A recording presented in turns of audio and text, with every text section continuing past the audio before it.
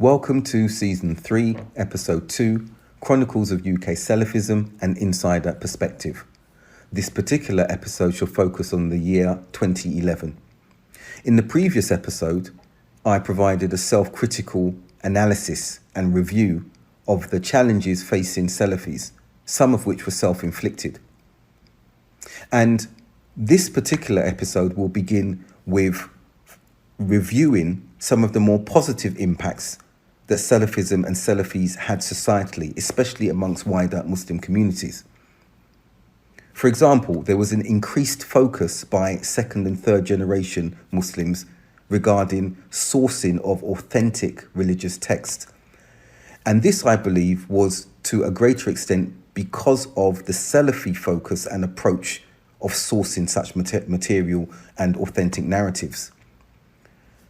In the previous decade, we saw the traditional Islam movement grow as a result of this requirement for authentic sources and correct contexts. Sadiq Hamid observed in his book, Sufis, Salafis and Islamists, the contested ground of British Islamic activism, the popularity of Salafi and Islamist perspectives within British Muslim communities grew in part as a reaction against conservative, quietist religious traditions prevalent in South Asian Muslim communities.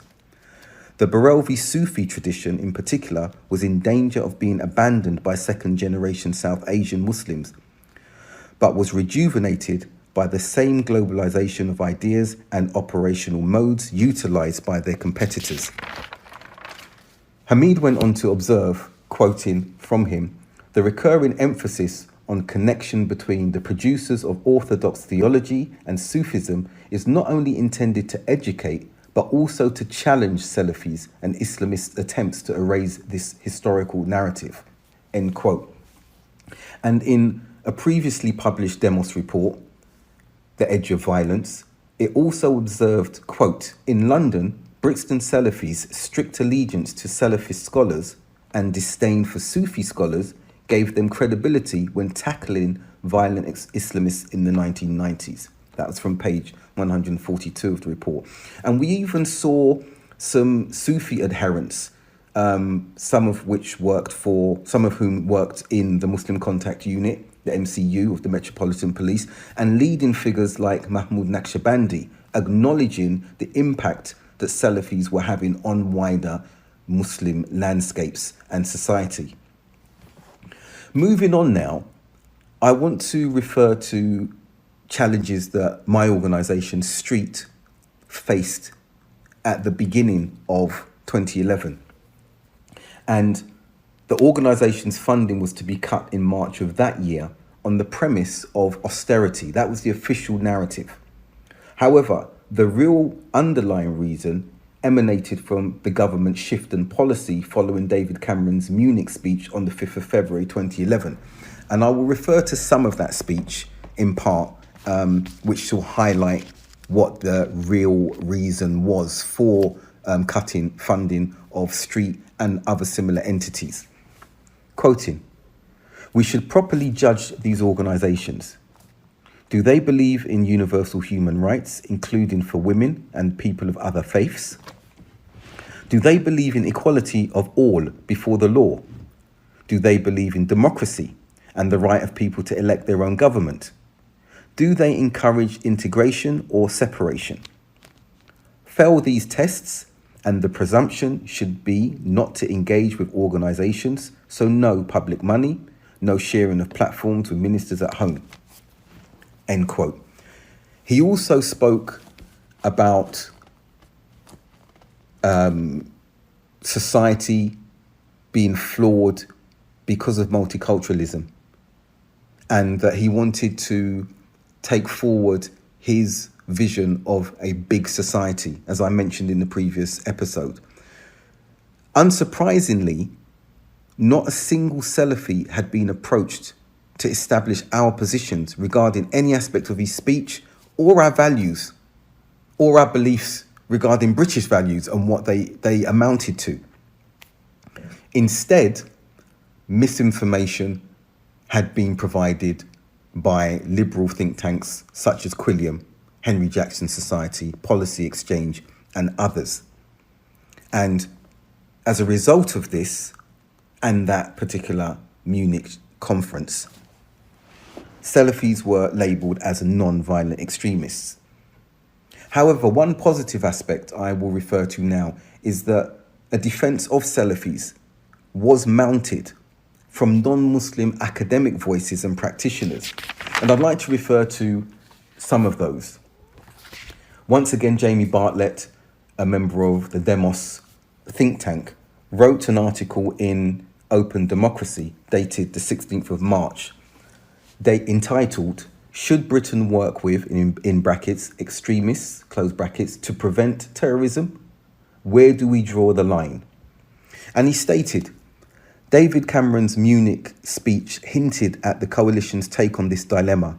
He renounced the Labour experiment of working with non-violent extremists, and he pledged that taxpayers' money would not be spent on groups that expound radical or extreme views. Those that are anti-democratic, anti-human rights, and anti-integration.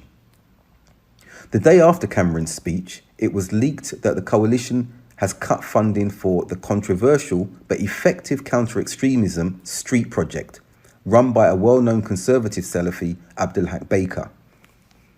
From Cameron's speech, it appears, in inverted commas, extremists, close inverted commas, will now be off limits. But as anyone who has studied the subject knows, that word is heavily loaded and difficult to define in a workable way that also provides sporting and cultural outlets for alienated local youth. Close quote. So these defences that were mounted had an impact, but not significant enough. And I want to contrast that approach from the government towards street and similar entities with that in relation to the Quilliam Foundation that was also facing cuts due to so-called austerity measures. And we see in an article in the Times dated the 17th of March, entitled "Anti-Extremist Think Tank is Facing Closure."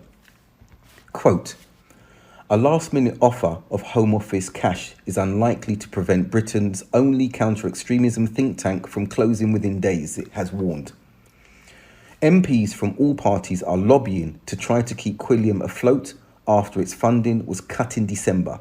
Note here, MPs from all parties lobbying to try and keep Quilliam afloat after its funding was cut in December. Continuing with the article. The aim of Prevent is to directly contribute to a national security. Its decisions must surely be based on what any partnership is trying to achieve. And this will need to be informed by tactical policing decisions, not political grandstanding. The Brixton Salafis who ran the street project I have just mentioned have been fighting jihadists for years, long before 9/11, and with considerable success. Cutting funding to effective projects like theirs because of their ideology could be self-defeating. Close quote. I will refer to another extensive defence of street and read only part of that. And this was an academic who felt he needed to respond to a Daily Telegraph article in which it had some negative connotations regarding my organisation. And he wrote here, "Your report today presents negative views about Street, a London-based counter-terrorism project that I am qualified to challenge. As an academic researcher, I have worked closely with Street since its inception, and I assess that it is one of the few youth outreach projects in the UK that has had a significant positive impact against Al-Qaeda influence in the UK. Street has helped several young Muslims move away from involvement in and support for violent extremism inspired or directed by Al-Qaeda.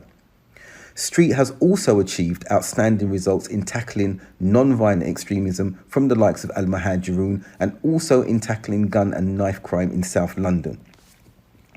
He went on in this extensive report to state, "Street, like Baker, is British through and through, and promotes strong civic engagement in local communities rather like neighbouring evangelical Christian youth outreach projects. Moving on to local events now. On the 28th of February, we faced some tragic news with the sudden death of one of our integral members of Street, the operations manager, Adam Lambert. He was only 35. This shocked everyone because he was in otherwise good health. And he was the only non-Muslim member of our team. His funeral on the 29th of March was well attended and a largely emotional affair. And the testimonial was posted on the Street website for others to read how important and how missed he would be in the Street organisation and hierarchy. Referring to other national and international events, on the 25th of January, the Arab Spring sparked off in Egypt with a series of increasingly large demonstrations. This increased exponentially on the 28th of January, 3 days later, with hundreds of thousands filling the streets and demanding the resignation of Hosni Mubarak. On the 11th of February, the Egyptian Revolution, as it was being called, culminated in Mubarak's resignation. And then we saw, a few days later, on the 15th of February, the Arab Spring reach in Libya as protesters demanded the resignations and standing down of Gaddafi. Across the world, on the 22nd of February in New Zealand, we witnessed a 6.3 magnitude earthquake killing 181 people in Christchurch. And on the 11th of March, another 9 magnitude earthquake triggered a tsunami, killing thousands in Japan and causing the second worst nuclear accident in history. And many of us watched that horrific event unfold in real time on the internet. Another seismic event occurred politically on the 2nd of May.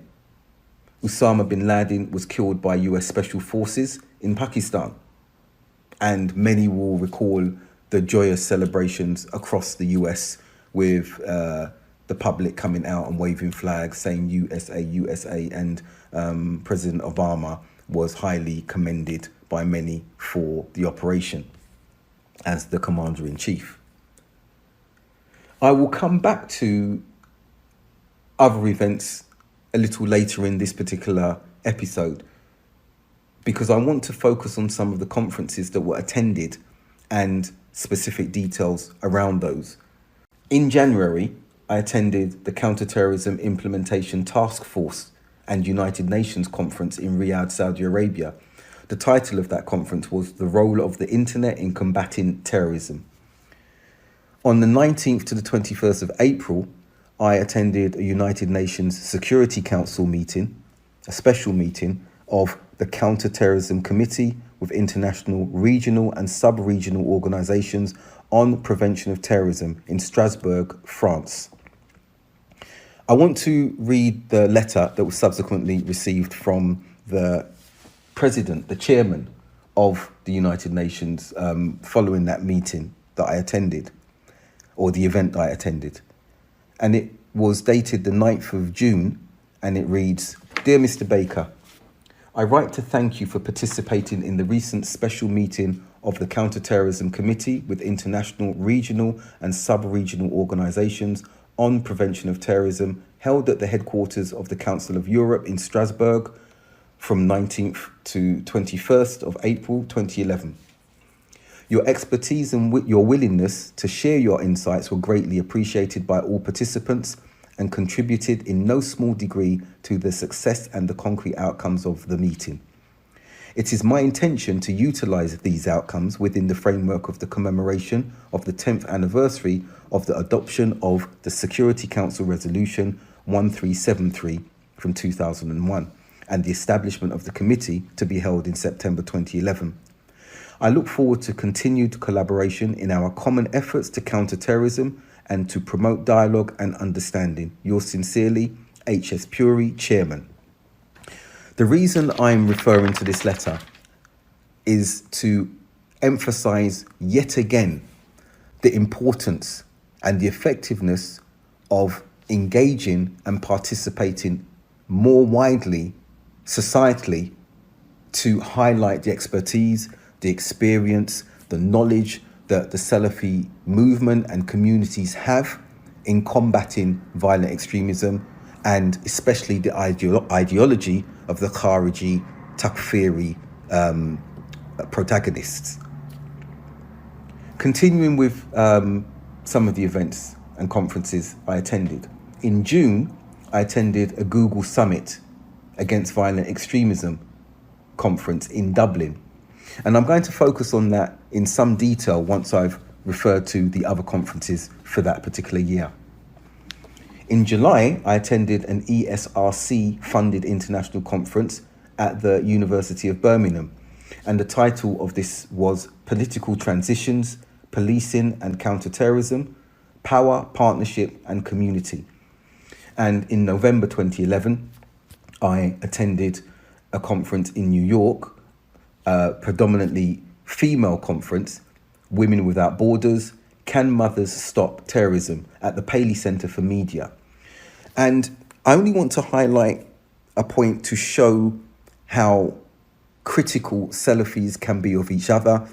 And I've previously referred to the internecine fighting and disparagement that takes place within this toxic environment of Salafis, which is unfortunate because of what we could achieve in unifying and working in this particular remit of combating extremism. But I received some criticism from my co-religionists. They didn't come forward, they conveyed it to someone who I'm on good terms with, that me sitting on a stage with females in a public place discussing with Zacharias Moussawi's mother, who was in attendance, and the translator and the organisers, what happened with him when he travelled to the UK and how he fell into extremism, was something I shouldn't be doing. And I responded and countered that argument by referring to particular royal families and images of them doing what I had been doing and more with female dignitaries who had visited the country and who they had visited abroad on many occasions. This immediately silenced the individual I was speaking to and his colleagues, and they simply didn't want to engage any further. They said they take it back, and they just stopped immediately, which for me was a bit disingenuous, to even come with a criticism in the first place and then suddenly not extend that criticism to other entities that were doing similar and more. I will revisit the Google Summit now and highlight why this was such a significant event. Prior to attending it, I received an email from Osama Hassan, now of Quilliam, on the 22nd of May. And his email was quite a pleasant one and polite, and it read as follows, quote, "Dear Abdul Haqq, Assalamu alaikum. How are you? I hope you are well. Look forward to meeting you in Dublin next month, inshallah, if not before. It's been a long time. The last time we met was in the 90s, I think, exclamation mark, close quote. I replied in kind on the same day and asked him to convey my regards to his father, Sheikh Suhaib. Now, at the conference, the gathering had entailed or comprised of former extremists and victims or victims' families of terrorism. I was expressly invited as neither of those categories, but instead as an expert in the field of counterterrorism. When I met Osama, he requested that we have a private chat over breakfast the next morning. And we did. We met, and he immediately apologized for speaking scathingly about me in 2001, without my knowledge, due to my stance and open condemnation of extremism and extremists following the Zacharias Moussawi affair was later, but the Richard Reed shoe bomber affair in December. He also admitted that he had sided and aligned himself with some of the administrators and organisers of the Islamic Awakening website, and this influenced his negative rhetoric concerning me. But it was also clear that he was now in dispute with them over comments he'd made about the evolution of man and the Darwinian theory. I did pick up on that and ask him about that, because obviously I, like many Muslims, had concerns about that statement, but he was reluctant to engage on that subject at that particular time. I also sat and met with Abu Muntazir at this summit. And one evening we sat and reminisced on the early 90s, and it was a nice, pleasant meeting, seeing him on this occasion. At the actual event, in one of the sessions, I challenged Google's CEO, Eric Smith, regarding the promotion of nihilistic videos and the fueling of gang violence. And the Irish Times picked up on this and reported it on the 28th of June. I'll quote what they wrote on that occasion. Google also came in for criticism at the summit yesterday for failing to take some violent videos off its YouTube website. Dr. Abdul Haqq Baker, a former chairman of the Brixton Mosque in London, told more than 200 delegates attending the summit that YouTube videos were being used by gangs in South London to organise gang hits. Now, Mr. Smith responded and conceded that his team, quote, often did not have the appropriate local knowledge to remove dangerous content, end of quote. And subsequent to that meeting, his senior management team approached me and asked to continue this dialogue. And they requested that they receive training from my street team, which we subsequently delivered in October of that same year in their London headquarters.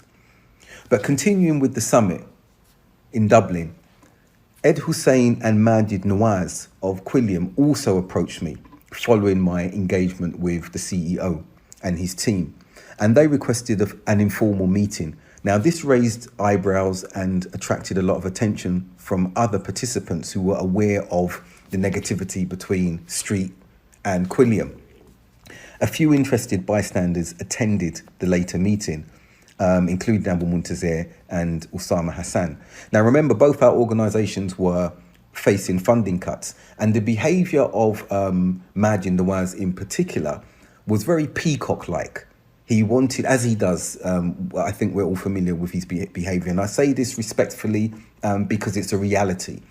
And it was clear that there was a sort of, I wouldn't say flirtation, but touting for business in his public behaviour. But when sitting privately, he shrunk into an altogether different individual. Still sharp, but not with the same exuberant display when the wider audience was around. He mentioned to me in that meeting that we had, the informal meeting, that Street was doing a type of work that nobody else could do. And he was prepared to endorse it if I was prepared to make a particular concession.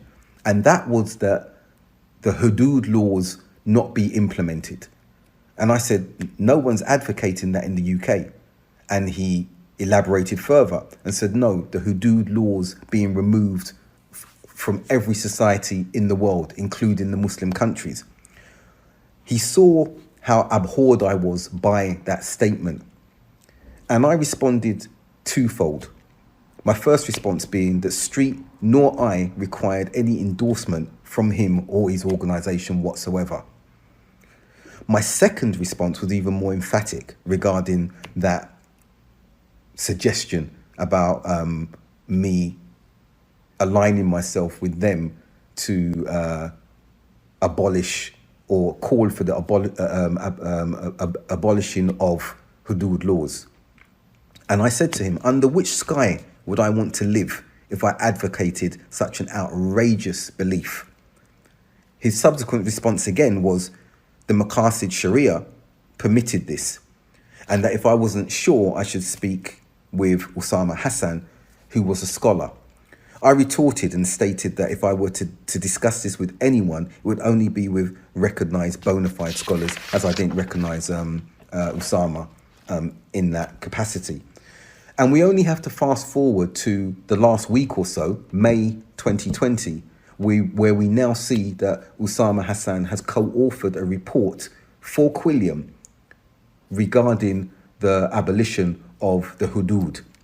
And that was following the reports from Saudi Arabia that it had abolished flogging. So we can see where this idea of Quilliam emanated from 9 years previous.